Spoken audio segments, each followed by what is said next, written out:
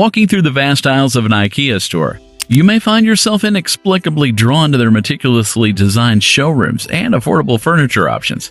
It's no accident that IKEA has become a global powerhouse in the home furnishing industry. Behind their success lies a strategic and well-executed plan to play mind games with customers. It's estimated that 60% of IKEA purchases are impulse buys, and IKEA's own creative director has said that only 20% of the store's purchases are based on actual logic and needs. All of this unplanned buying has earned IKEA an enviable position in the struggling retail landscape.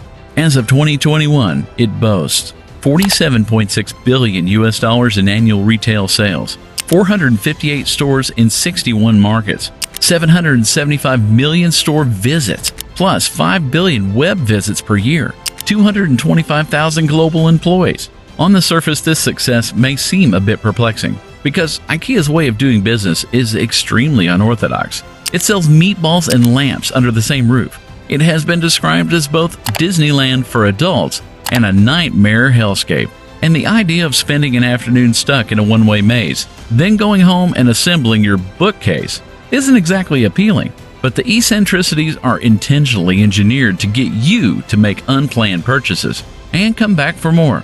If you want to know the psychology behind IKEA's clever tactics, exploring how they manipulate our emotions, maximize our spending, and create a unique shopping experience, then watch this video till the end. But before we go ahead, like this video and subscribe to our channel and help us grow. The layout. Let's start with that ridiculous store layout. In general, retailers design their stores with 3 goals in mind. 1. Intelligibility. Easy to understand the floor plan. 2. Accessibility. Easy to navigate. 3. A clear visual field. Exposure to products and the lay of the land. Most companies use store layouts that give the customer the freedom to explore at their own will. Commonly used configurations, grid, racetrack, freeform, and spine, don't have defined routes. You can wander down any aisle you please, in any order you want. IKEA breaks all these rules. Inside, customers are led through a preordained one-way path that winds through 50-plus room settings. The average IKEA store is 300,000 square feet, the equivalent of about 5 football fields. And their typical shopper ends up walking almost a mile. Want a lamp? You're going to have to walk past cookware, rugs, toilet brushes, and shoehorns to get there. This serves several purposes. 1. It forces wider product exposure. At most retail shops, customers only lay eyes on 33% of all the items for sale. IKEA's layout herds shoppers past its entire catalog. 2. It creates a false sense of scarcity. When shoppers pass by items they're on the fence about, they're inclined just to put them in the cart because they don't want to have to backtrack through the maze later on. 3. It creates a sense of mystery. Every 50 feet, the path breaks left. Shoppers never know what's around the next turn, stoking their desire to continue exploring. Alan Penn, a professor of architecture at University College London, who has studied IKEA's layouts, called it a psychological weapon used to drive unintended consumption. IKEA has mastered the use of a psychological principle called the Gruen Effect. When the layout of a store is so bewildering that it makes you forget the original reason you came there, leading to impulse buys, lost in this stupor, you might find it easier to fall victim to some of IKEA's other tricks. Strategically placed mirrors. When you catch a glimpse of yourself in an IKEA room, you're primed to believe you belong in it. Contextual positioning. Rooms are set up exactly as they would be in a natural setting. Familiarity encourages purchasing. Bulla bulla dump bins. IKEA places overstuffed crates of dirt-cheap products, plush toys, slippers, pillows, along the route to reinforce the idea that its products are a good deal. If you look closely, something else you'll see at play in IKEA is decoy pricing. When a retailer throws a less appealing option into the mix to make the other products seem like a better deal. Let's say there are 2 cabinets for sale, a $40 budget unit and an $80 unit with more premium materials. IKEA might create a third unit, one that offers neither the low price of the budget unit nor the premium materials of the pricier unit, to make the others look better. Studies have shown that the decoy effect can increase retail sales as much as 14%. Strategies like this help explain why we buy more stuff once we're inside IKEA. But what brings us there in the first place, and what ultimately dictates many of our spending decisions, is the allure of affordable prices. Price effect. IKEA often follows a price first, design later philosophy. It starts with a price target, say $6.99 for a new stool, then reverse engineers the design process to meet that goal. And once an IKEA product hits the shelves, the company is militant about maintaining or even reducing its retail price. Researchers at Boston University and Wharton School studied hundreds of IKEA catalogs in 6 different countries between 1994 and 2010, and found that many of the company's products got cheaper over time. Take, for instance, IKEA's uber-popular Pong chair, a product that sells 1.5 million units per year. In 1994, it went for $179. Today, it's $129. IKEA seems to adhere to a survival of the fittest pricing model.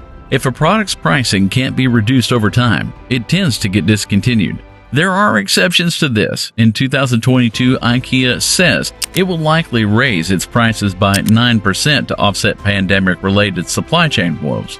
The main ingredient of the company's affordability is a technique called flat packing.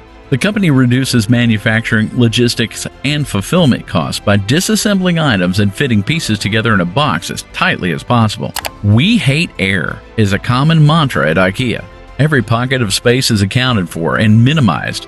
Obsessive changes in packaging have saved IKEA millions of dollars. When IKEA transitioned its Ektorp sofa to be flat-packed, it shrunk its packaging for that product by 50%, reducing its logistics by 7,477 truckloads, and led to a 14% price reduction for consumers. Repackaging the Jules office chair by separating the base and the seat saved the company $1.4 million per year. The obvious downside to flat packing is that consumers have to assemble their own furniture, but even offsetting labor works in the company's favor. The IKEA Effect. There's a running joke that assembling IKEA furniture with a loved one is a surefire way to get a divorce. The reality, though, is that IKEA's furniture building model likely contributes to, rather than inhibits, overall sales. In a 2011 Harvard Business School study, researchers divided subjects into 2 groups. One was given a pre-assembled origami, and the other was given paper to build their own origami. At the end of the experiment, subjects were asked how much they'd pay for their creations. The results? Those who built their own origami were willing to pay nearly 5 times more than the non-builders. The researchers dubbed this the IKEA Effect, a cognitive bias wherein we place a higher value on items we build ourselves, regardless of the quality of the end result. Food-driven furniture sales. Furniture and food are, of course, different beasts. But IKEA, they enjoy a symbiotic relationship. IKEA may be a home furnishing store, but it also reels in $2.4 billion in food sales per year. It's 5% of its overall revenue. To put that into perspective, if you were to look at IKEA's food operation as a standalone entity, it would rank as one of the 50 highest grossing food chains in the world. A typical IKEA has 2 dining options that can accommodate 600 plus diners at a time. 1. A Swedish food market on the main floor that serves up meatballs, gravlax, salmon, and other Scandinavian entrees. 2. A bistro near its exit that slings hot dogs, cinnamon buns, pizza, and other fast food favorites. Why, you might ask, are the food courts in a furniture store? When IKEA's founder, Ingvar Kamprad, originally integrated food courts into his stores back in 1958, his rationale was simple. It's difficult to do business with someone on an empty stomach. But the more direct answer is that there is a clear link between food sales and furniture sales. In a 2012 study, researchers in Italy set out to determine the impact of IKEA's food courts on furniture buying. A survey of 700 shoppers found that those who ate at the food court spent an average of more than 2 times more on home furnishing than those who didn't. IKEA's success can be attributed to more than just affordable furniture and a recognizable blue and yellow logo. By employing strategic psychological tactics, IKEA creates an immersive shopping experience that triggers our emotions, manipulates our decision-making process, and cultivates brand loyalty.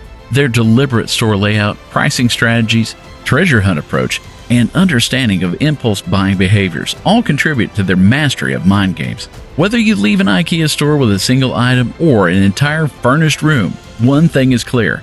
IKEA has successfully tapped into the psychology of the consumers, making them an undeniable force in the global retail industry. And if you've enjoyed watching this video, don't forget to like and subscribe.